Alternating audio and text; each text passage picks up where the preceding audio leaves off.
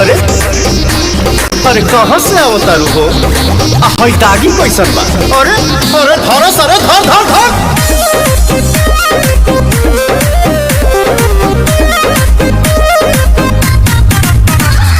काहे पीछा पड़ल बड़ा हमारे मरल बड़ा मटको की पिया तारा दूध से सचल बड़ा। क्या हो?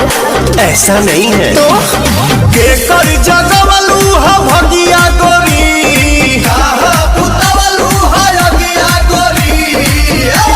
तो हरी हरी ओढ़नी तो हर छूटल कवन बगिया ए गोरी। तो हरी हरी ओढ़नी तो हर छूटल कवन बगिया ए गोरी। अरे काहे बताई?